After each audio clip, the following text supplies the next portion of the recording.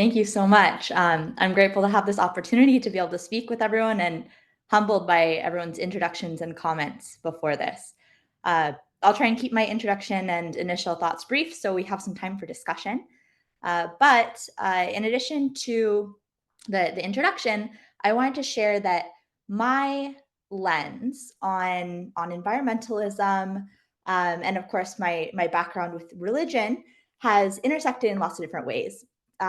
First and foremost, I think it's been split between doing a lot of community engagement and organization through work with wards, with my own LDS student group while I was at Stanford, and wards after that in working to really engage and get involved with, for example, building out a role or an actual calling around environmental stewardship coordinator and working to build out tools and resources toolkits so that we can have events and so that we can hold space for doing work with environmentalism. At the same time, today, my role and what I do at X really comes on not so much from an NGO or a political or a legal lens, but really from an economic lens where we are, first and foremost, creating technologies and products that we think and that are actually proving value while being environmentally sustainable.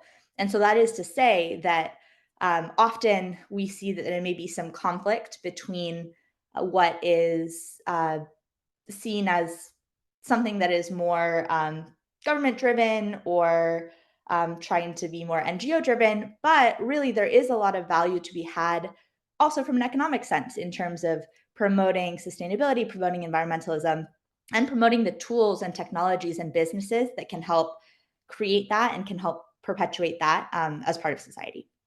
So, my background beyond what was mentioned, I've done some work across various different areas. That includes the Center on Food Security and the Environment at the Freeman Spogli Institute, working at the Finnish Environment Institute, working at the National Audubon Society, which Jeremiah, I'm sure, will appreciate, and working in Japan at the Mitsubishi Research Institute for energy and environment.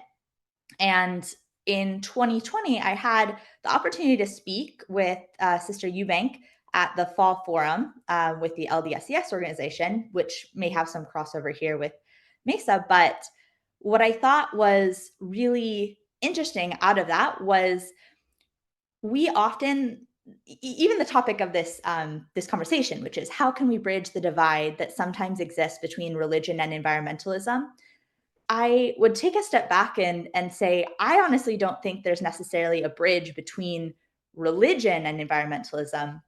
I think that there's other identity roles that we have and incorporate that have caused some of that rift. And I think it's really critical that we don't stay very myopic to specifically thinking about our roles in this divide, which is fairly US focused.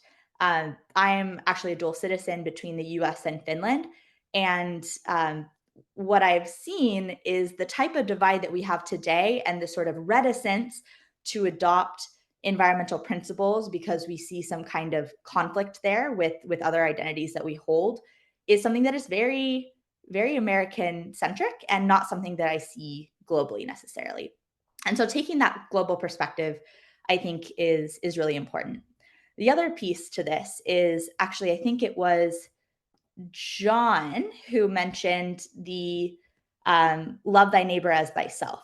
And I think that today, something that's really critical that we think of is loving thy neighbor as thyself. Today, the world is so interconnected and so completely, intricately involved with itself and with each other that it is impossible to see your neighbor as anyone else than people all across the planet. Because worldwide, all of the choices and all of the things that we do have a direct impact on others. And the systems that are in place also lead to that.